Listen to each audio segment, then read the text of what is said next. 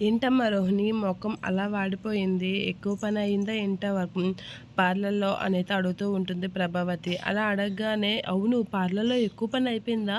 అని చెప్పేసి బాలు అయితే అలా చూస్తూ ఉంటాడు. అదేం లేదా ఆంటీ అని చెప్పేసి అనేసరికి, అయితే ఎక్కువ పని అయిపోతే ఇంకొకరిని వర్కర్‌ని పెట్టుకో అమ్మా పెట్టుకో ఏమైపోయింది? ఎందుకు అంత స్ట్రెస్ ఫీల్ అవ్వడం? అని చెప్పేసి అయితే ప్రభావతి అంటూ ఉంటుంది. ఈవిడ ఒకరు అని చెప్పేసి అనుకుంటూ ఉంటుంది. ఇక సత్యం వీళ్ళందరైతే అలా చూస్తూ ఉంటారు.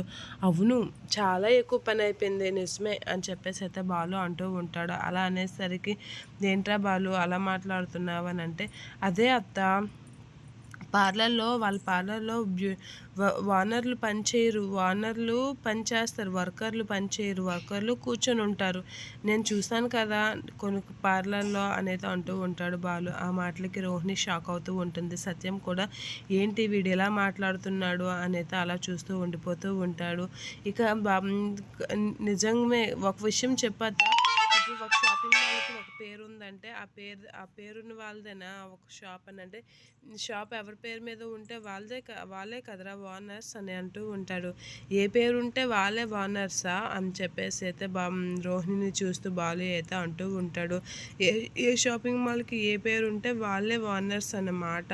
వేరే వాళ్ళు కాదన్నమాట అని చెప్పేసి బాలు అనేసరికి ఒకసారిగా రోహిణి అయితే షాక్ అవుతూ ఉంటుంది. ఏంటి బాలు నా గురించి ఏదో తెలిసినట్లుగా మాట్లాడుతున్నాడు. బాలుకి ఏదైనా నా గురించి తెలిసిందా? అని అయితే రోహిణి కొంచెం కంగారు పడుతూ ఉంటుంది.